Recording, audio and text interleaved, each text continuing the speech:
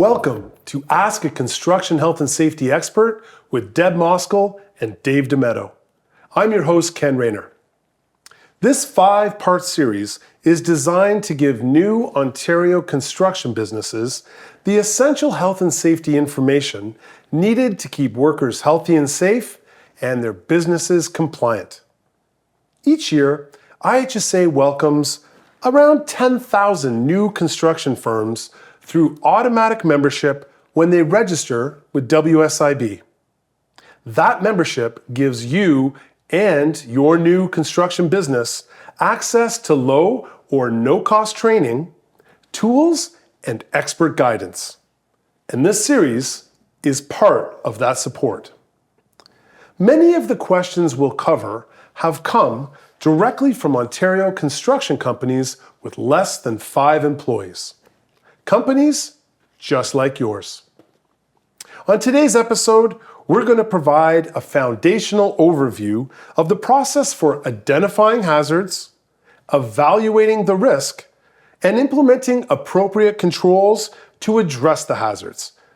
And I'm very grateful to have Deb Moskal and Dave Dametto joining me to answer some of these questions. So, Dave and Deb, our viewers may not be familiar with all the various types of hazards that can be present in the workplace. And I'm talking about hazards such as physical hazards, chemical, health, ergonomic, biological, and psychosocial. So can we run down some examples of each one of those? Sure, Ken. Probably the most common one that you're going to find on our construction sites is our physical hazards. So physical hazards like falls from heights, so workers falling from ladders, scaffolds, or other elevating work platforms. These can cause and are one of the leading causes of injuries and fatalities in our construction sector.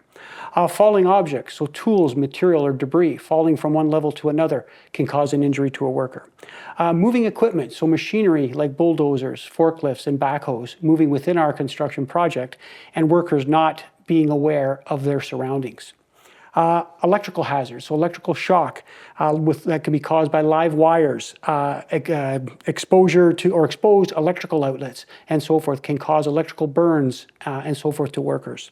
Noise, our construction sites can be noisy. Loud machinery, equipment, and tools. If workers aren't protected with the proper equipment, it can lead to noise-induced hearing loss or loss of hearing to the worker. Vibration, so prolonged use of jackhammers and drills can cause hand-arm vibration syndromes that can lead to injuries to workers. Extreme temperatures, extreme heat and extreme cold, heat stress, heat stroke, but also frostbite, as well as other temperature-related illnesses can happen. Working in confined spaces, so places like tunnels, vessels, tanks, or sewers, suffocation, lack of movement within there, and exposure to toxic gases.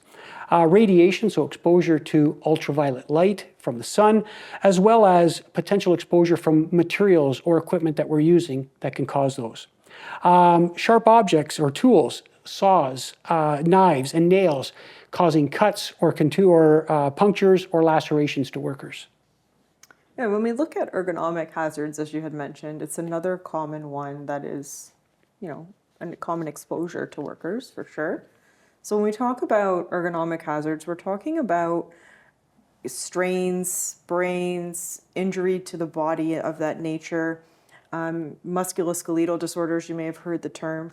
And so there's a number of ways that we can be exposed to this hazard, but what we want to make sure is that when we're assigning work, we're fitting that task to the worker. So we don't want the worker to have to put themselves in an awkward position in order to be able to carry out that task. So if we look at, our construction industry, we do a lot of heavy lifting. That can be lifting equipment, it can be lifting bags of cement, it can be materials such as bricks. So the lifting of the material and the potential to cause things like back strain, as an example. We also have a lot of repetitive motion. So if you think of hammering and the repetition of hammering nails as an example, can cause tendinitis or like carpal tunnel syndrome for workers. Awkward postures. So if you think maybe I'm doing some wiring in a ceiling and maybe I have to really get into an awkward position to get into that space. So it can cause, or even like stretching overhead can cause stress on our muscles and our joints, where over time can lead to significant injury. And then, as Dave had mentioned as well, the vibration, like vibrating tools that we use, can also impact our body, and hand-arm vibration syndrome. You may hear of damage to our nerves in our arms and our hands. So it's a very common hazard to be exposed to, and there's multiple ways that it can impact our body. Yeah, one of the other ones, Deb, that we talk about too are chemicals in our workplace. We spoke about WHMIS training in our last episode, but every workplace is going to have chemicals. It's going to have, from cleaning supplies to full-scale chemical production can be happening. If chemicals aren't used, handled, or stored properly, it can cause injury, illness, fire, explosions, and other property damage.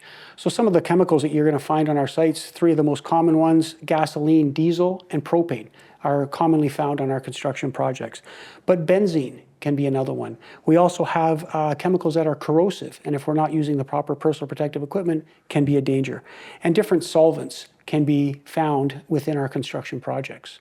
And I think, just to carry on from your point, Dave, when we look at even health hazards that workers are exposed to, these are the things that are not quite so obvious to you and I right away. So the safety hazards tend to be the things that are more in your face, that you readily see, whereas the health hazards can be harder for us to identify. So if we look at industry data, we know that exposure to asbestos resulting in mesothelioma is the #1 fatal occupational disease. We know that noise-induced hearing loss is the #1 non-fatal occupational disease, and we know that also silica is a concern, a pretty significant concern within the industry. And so we want to make sure that when we're talking about, assessing hazards, we're looking at both health and safety hazards, because the health hazards have what's called, in a lot of cases, a latency period associated with them, which just means that I'm exposed to a hazard today, but the result of my exposure may not be noticeable for 5, 10, 50 years down the road. So we could think it's fine today, but we're not sure what could develop long-term down the road from exposure. Yeah, for sure. Those are real important that we need to know. Some of the ones that we really don't think about sometime are a psychosocial hazard. So stress is one of them. Our sites can be stressful, right? You're behind schedule, material hasn't shown up, workers haven't shown up, maybe your sub-trades haven't shown up, and you're not to the point where you need to be. Can be very stressful. Other ones, that violence and harassment can be a hazard as well, and you put into that bullying. And these are some of the things that we typically don't think about, but we're seeing more and more that they are part of the hazards that we need to address on our sites. Mm-hmm. And another one that you had mentioned, Ken, the health hazards. So there's, the cold, the flu, COVID. So there's that typical season where we see that peak. But also consider if your workers are working even in a hospital setting, and possible exposure to different things within that work environment. A lot of our industry works, outside, so exposure to plants like giant hogweed can be a concern, as well as animals and animal droppings. Birds, as an example, and exposure to their droppings can lead to histoplasmosis. So there's different illnesses that can arise, both from, what you would anticipate to be there, cold and flu season, but also from different areas where we're working. Wow, that is that is a very exhaustive list, and I'm glad I have the experts here to ensure we've covered all the bases on them. Deb, I'd love to go back and just actually talk about what is a hazard assessment, because I'm sure that some of our new members have heard the term before and maybe are not 100% clear as to what it means or how to apply it. Sure. So when we talk about hazard assessment, we're talking about really evaluating a workplace and making sure that we have a systematic approach to evaluate the hazards and the risks that workers are going to be exposed to. So when we talk about hazard, we're talking about the source of the danger, just to put it in very easy terms, whereas your risk is the result of exposure, the consequence to an exposure. So we want to make sure that we're analyzing the work area for both health and safety. We want it to be a systematic approach so that all of our hazards in all of our workplaces are evaluated to the same criteria, using the same approach, so that we're not over-evaluating or under-evaluating different workplaces. Okay, so we've talked about the hazards. What about the environment? What are some examples, Deb, of work environments with which our viewers would be familiar, that really where we should consider completing a hazard assessment? Sure. So I think a lot of the time we default to the project site, and absolutely that needs to be addressed. However, you want to consider all the areas where workers are working. So your project sites, your office, your shops, your warehouse, your yards, if you have them, should all be evaluated for hazards. So, and there could be similar hazards between a job site and a yard, as an example, but you still want to evaluate them independently. So if we just take a quick look at our project sites, we may have hazards such as working at heights, confined space, asbestos, and then just the heat and the cold. But also heat and cold from, the natural environment, but also consider the workplace. So if you're working in boiler rooms, have a tendency to be hot. If you're involved in tunneling operations, not sure if you've ever been underground in the tunnel system, but trust me, it's very cold. So you want to be cognizant of those environments. With the office environment, there's still hazards. There's, the transition from outside to inside could be weather dependent. If I'm slipping and falling, workplace violence, working alone. You look at a yard, maybe there's vehicular traffic from deliveries or reversing vehicles. Ground conditions is a pretty significant one, right? With the freeze-thaw cycle. You could look at you should look at your shop, your warehouse. Maybe you have, machinery operating, forklifts as an example. You could have welding or grinding operations. So you want to be cognizant of the environment that the workers are in and what is occurring in that environment. So you do need to look at all the workplaces independently. Okay. Dave, at least I'm sold on this so far based on the hazards we talked about, the different aspects and environments that we work within. But what would you say to an Ontario employer in regards to sort of motivating them to want to do a hazard assessment? Yeah, that sometimes can, we get the answer or the question is, why do I have to do this? Well, in this case, an employer is legally required to do it. So under the Occupational Health and Safety Act, under duties of an employer, they have to take every precaution reasonable in the circumstances for the protection of the worker. So would a reasonable person think that doing a hazard assessment would be the right thing to do? And the answer is yes, of course. Under Section 27, under duties of a supervisor, it talks about a supervisor shall advise the worker of the existence of any potential or actual danger to the health and safety of the worker of which the supervisor is aware. So it's telling them that they have to do it. Right. You can't, it's not an option, you have to do it. But again, we go back to our episode 1 when it comes to that competent person. An employer, when appointing a supervisor, has to appoint that competent person. Knowledge, training, experience to organize the work and its performance, familiar with the act and the regulations that apply to the work, but also familiar with any potential or actual danger. So that there's a combination there. It just doesn't stop, right? It's everything's intertwined together. When it comes to workers themselves, Section 28 of our Occupational Health and Safety Act talks about duties of a worker. And a worker shall report to his or her employer the absence of or defect in any protective device of which the worker is aware and which may endanger himself, herself, or another worker, and report to his or her employer any contravention of this act or the regulation or the existence of any hazard. So again, there's a legal obligation for the worker. If they see something, they need to be able to know who they're going to have to go to. They have a legal obligation to go to that person and let them know. Okay, so thanks for the why. Yeah. So we've got that covered. You covered off the where. We somewhat covered off the what earlier. Now, what about the who? Deb, who should an employer involve in the hazard assessment process? I would say absolutely the workers who are performing the work. And the reason I say that is they have the intricate knowledge of the task. They're the ones doing the work hands-on.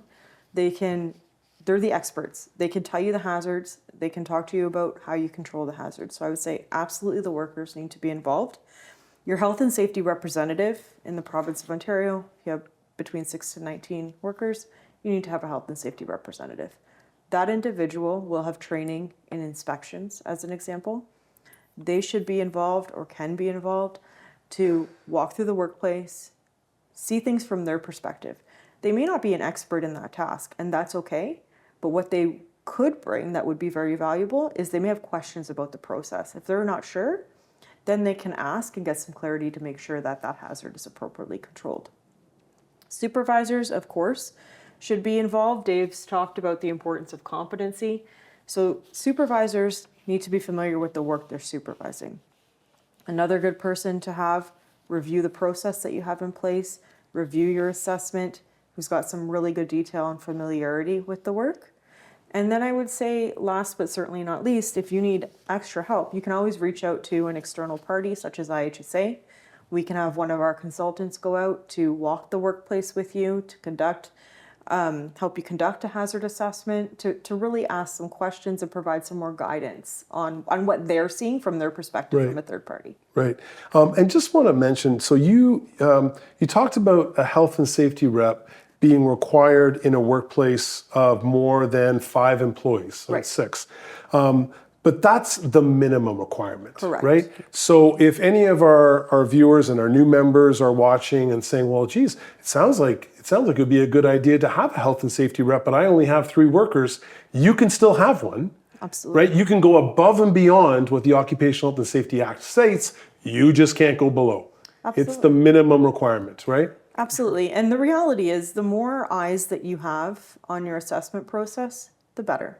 You know, sometimes we work on these job sites for months, years at a time, and hazards become background noise, unfortunately, when you're used to seeing it every day. So getting that change of perception and a new look is potentially going to go a long way for you. Okay. So again, we've covered off the why, we've covered off the what, we've covered off the where, we've covered off the who. Why don't we get into a practical example? Would the two of you, how would the two of you conduct a hazard assessment? Maybe could we walk through a practical, an example, something that would be common within the construction industry that all of our members could relate to? Yeah, so let's, I always laugh at this because, what's the most common hazard on a site? And I always say there's housekeeping. Housekeeping is always an issue on a construction project. Our construction regulations speak to having a minimum requirement of a daily housekeeping being performed. So the first thing we're going to do is try to define the scope. So in this case, focusing on housekeeping, we're going to involve picking up scrap material, putting that scrap material and debris into a wheelbarrow, pushing that wheelbarrow towards a garbage bin and taking that material out of the wheelbarrow and putting it into that garbage bin. We're going to assemble a team. So Deb talked about you're going to have the workers there for sure. They're the ones that are performing the work, because I've said to this before, I can develop a safe work procedure for just about anything, because I can look up regulations. But if I've never done the work before, it's hard for me to do that. So let's get that team together. So the workers are going to be there. We want to have the supervisor there because they're the ones that are going to be delegating who's going to be doing that work as well. Like Deb said, the health and safety representative could be present, or joint health and safety committee member could be present. But another one that we think about sometimes, it could be someone who has a background in ergonomics, so an ergonomist that can come out and have a look, because we may be lifting heavy material or awkward material and having to throw that into the bin. We're going to set goals and expectations. So the goal is to identify, obviously, the hazards that are associated with that task, but we also want to be able to come up with the different control measures to be able to mitigate those hazards. Right? So let's have a look at, what is a hazard? Right? Is there a definition? Well, let's have a look.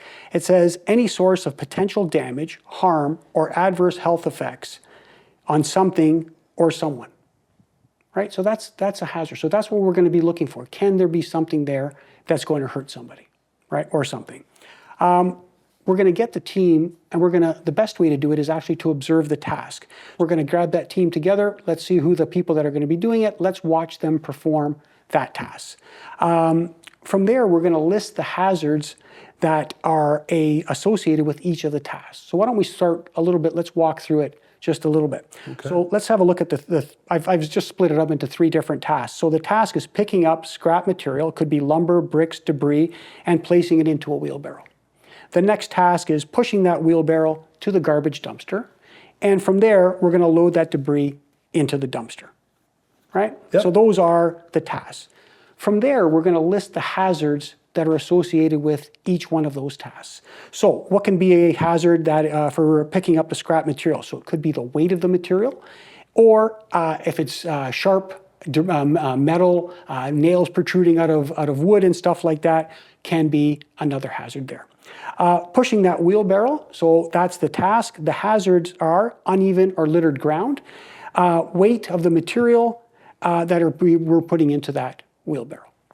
The next one is loading that debris into the dumpster. Again, there's that heavy material again. And what if that dumpster's full and I'm trying to throw something in it? So that could be something else we look at as a hazard that's going along with it. All right? So from there, we're going to look at what we call the risks. So the risk is the consequence, impact, or result of exposure to that hazard. So from there, we've looked at the task, we've identified the hazards. Let's have a look at the risks. So what's the risk of picking up the material, the scrap material? Well, the risk is overexertion, but it also could be cuts or scrapes if the material is sharp that we're picking up. When it comes to pushing that wheelbarrow, the hazard is uneven or littered ground and weight of the material. So the tripping on the debris could result in a sprain and strain as a risk, as well as overexertion. So there's that overexertion, musculoskeletal disorders that we talk about. When it comes to loading that debris into that dumpster, again, overexertion again, but also being struck by material. If we're trying to throw it in and that dumpster's full, it's going to fall back onto us and we could possibly get hurt, especially if that material is heavy. Okay, so after you've identified the hazards and the risks that you're looking at, the next thing that you want to do is an assessment to figure out how bad can it be for a worker to be exposed to that hazard and that risk. So at IHSA, we teach this on a 1 to 4 rating scale, and we look at frequency, probability, and severity. Now, I will say in industry, there are a number of different tools that you can use. There's different rating scales that you can use. So we can't say that you have to use our example. But what's important is that you use a tool that works for you and your workers, and you're consistent with it. So again, we teach a 1 to 4 rating scale. So for each hazard and risk, you're going to go through and you're going to assign probability from a 1 to 4. 1 being okay, and 4 being the worst. And then the way that we teach it is we multiply those values. So on our rating scale, you'll have a risk rating of anywhere between a 1, if your frequency, probability, and severity is all 1, versus a 64. So 64 being the highest, more serious hazard to be exposed to. So again, it's not one tool fits all. If you come into IHSA and take some of our courses, we introduce different concepts and different tools to it. But what's important is that you pick one that works for your staff. Yeah, so when we talk about that assessing the risk, so like Deborah said, frequency, probability, and severity, and adding those numbers to it. So let's look at the cleanup, and let's put that risk rating to that. So the first one, when we look at picking up scrap material, the weight of the material, the risk is overexertion. So if we add the frequency, it's going to happen on a daily basis, so that's quite often, so we're going to give that a 3. When it comes to the probability of something going wrong, maybe not so much, but let's give that a 2. And then the severity, if something were to go wrong, if you overexert yourself, like you could get seriously hurt, so let's give that a 3 again. So if we multiply a 3 by a 2 by a 3, it's going to give us 18, right? So 3 times 2 times 3 is going to give us 18. So not crazy, but not, you know, there is a hazard there that we need to worry about. When it comes to the hazard of sharp objects, so nails, scrapes, scrap material, we have cuts and scrapes. So again, the frequency is going to be a 3. The probability, not so much again, so let's put that at a 2 again. And then the severity, like depending on where you get cut, it could be severe. So we're going to give that a 3 again, and we're going to give that an 18. And you do the same thing with pushing that wheelbarrow towards the garbage dumpster, where the hazard is uneven or littered ground. The tripping on debris is resulting in sprains, strains, or contusions. So again, it's going to happen. That frequency is there as a 3. The probability of it happening, again, fairly on the low side, so we'll give it a 2, and you can give it a 1, but you know, let's give it a 2. And then that severity, if we're talking about a sprain or a strain, I think that's still pretty severe, so we're not going to be at the top end, but we'll give it a 3 again. And again, there's that number 18 that's coming up, right? The same thing with overexertion when we're pushing that wheelbarrow towards that material again. We're giving there, we had overexertion in the first one, we'll do the same thing, the 3 times the 2 times the 3, giving us that 18. And when we look at the heavy material going into that dumpster, again, there's that overexertion, so we're gonna go back to that 18 number, the 3 times 2 times 3. And struck by falling material, this one here, again, probability, the frequency again is a 3. The probability, 2, but maybe you could even look at it as a 1 if you'd like. And again, it's not going to be a huge difference, but again, that severity, if it hits you, something hitting you, it's going to be severe. So if we do the 3, the 2, and the 3 again, and there's that 18. But again, you could do it as a 3 times the 1 is 3 times the 3 is 9. So you might have cut that in half. Again, I'd rather err on the side of being more severe, just because I want to make sure that the hazards are addressed. Right. Right. Right. And so just on that, so if we talk about the frequency, and if it's happening hourly, that's going to be a 4 out of 4, sure. Yeah, right? yeah. If something has the propensity to kill somebody, we're going to put that as a 4. Right. Right. And if the probability is there, look, there's a really good likelihood that this is going to happen. We've seen it happen before. It could happen again. Again, that's where we're going to see those ratings really at the top end, right? Yeah, Right. for sure. And that's where Deb said that number 64 comes into place. And then you're looking at, some of your high risk activities like working at heights, or could be electrical work that's happening. And, just we want to make sure that we're capturing those correctly. Excellent. And so for our viewers, really hope that this, this helps to really simplify the process, and that this can be done by anybody using different means. But as long as we are looking at things like probability, severity, and frequency, and putting those all together in some sort of risk rating on a consistent basis, then we should have a sense as to which are the hazards that are the most prominent and which are the ones that are lower risk. Mm-hmm. Yeah, and from there, Ken, once we've done that, we've got that hazard, we have to come up with our control measures that need to come into play. So if we look at controls for overexertion, you're going to find this on a whole bunch of them there. We can get assistance to use or to lift heavier material out of that or into that wheelbarrow. Could be out of the wheelbarrow into the garbage bin. We could alternate workers when it comes to that. So it's not always the same worker lifting that heavy material all the time. So we'll switch it up and have some other workers.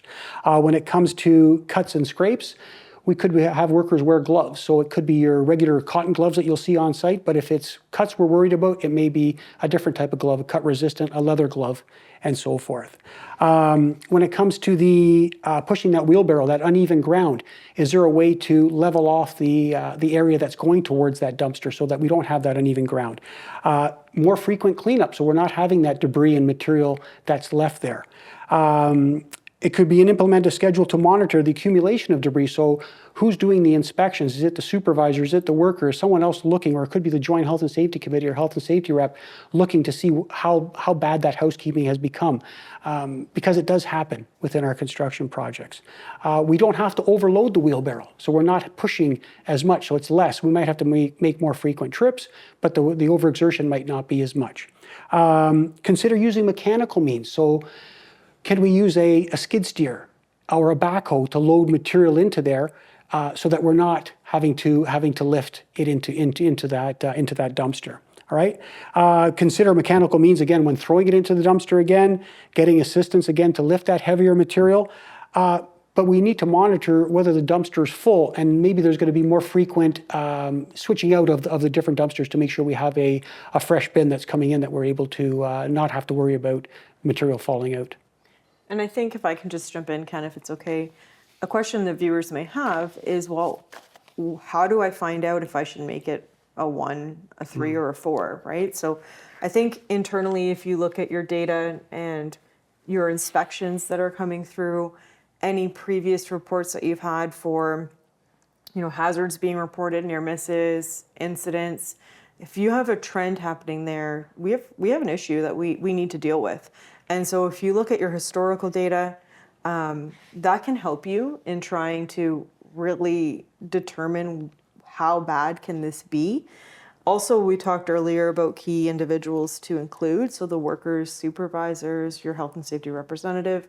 Don't be afraid to have them at the table as well, and to talk about the history of what you're seeing as an association or an organization, as well as project specific, because there's some data you're generating there. It's just a matter of making sure we review it and we use that to continue to improve and get better. So if anyone's wondering about that, I think sure. that would be some useful information. Their WSIB data for a firm would also be helpful to look at from a historical perspective as well, just to track trends and to see where are we experiencing issues that we may need to, err on the side of caution a little bit more. Excellent. I think that hopefully will give our new members and our viewers that much more confidence in terms of tackling this and getting into it and starting it off so that they can identify the hazards and then apply the appropriate controls to keep everybody healthy and safe. Terrific. Deb, what assistance can IHSA provide to a member seeking more information on identifying and controlling their hazards? Yeah, so we have a number of training sessions, right? One that I would say would be important would be our Introduction to Hazard and Risk Management. So in that program, we introduce different types of hazard assessment tools. We give context to where these have been used historically, and we actually work through the hazard assessment process. So individuals who take that course will physically complete a hazard assessment. Also, our online resources have different templates, again, but you need to review it to make sure it's applicable to your workplace. But there's different templates there that you can use for hazard assessment. We have a small business podcast available on this topic. Our YouTube video we have where one of our staff members, Scott, walks through a hierarchy of controls using working at heights. We have experts, we have consultants that can come out to provide support to your job site, to your office, and discuss and review your hazard assessment process. Also, as a member of IHSA, you're able to network with other associations at our events. So it's a good opportunity to come out and have these conversations with individuals that are in the same business line as you are. Okay. So let's get to some questions from some Ontario construction companies with less than 5 employees. Those have recently been registered with the WSIB. Dave, first one's for you. Dave, I often have short-term jobs that do not last more than a day or two. How does this process apply to me? Well, Ken, the duration of the work really doesn't dictate how often the hazard assessments are being completed.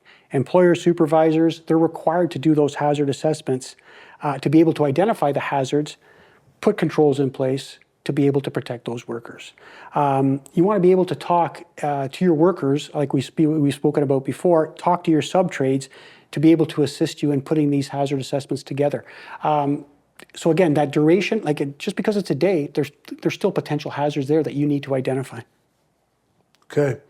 Deb, how about this one? How can I involve a subcontractor that I've hired in the hazard assessment process? And I take it this one's important because we may have some of our new members that essentially are managing the project, but they're bringing on lots of help to complete certain aspects of it. So that would include subcontractors, correct? Absolutely. So this is a very good question, and it's an important question because if you're subcontracting at work, you're not an expert in that work, which is why you're subcontracting the work out in the first place, right? So you don't know all the hazards associated with the work, but the subcontractor does.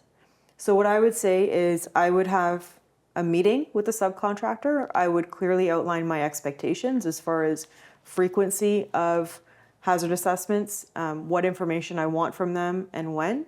I would encourage you to walk the site with them, meet with their team, discuss how they're going to approach the work, talk about the resources they need, how long they're expecting that work to be carried out so that you can really gauge what your workers are going to be exposed to. Because again, you're subcontracting the work out, but that doesn't mean that your workers are removed from their hazards that they could be creating, right? So you want to have it as a collaborative effort. You want to set the expectation and be very clear on what you're expecting as the individual who's hiring out the work.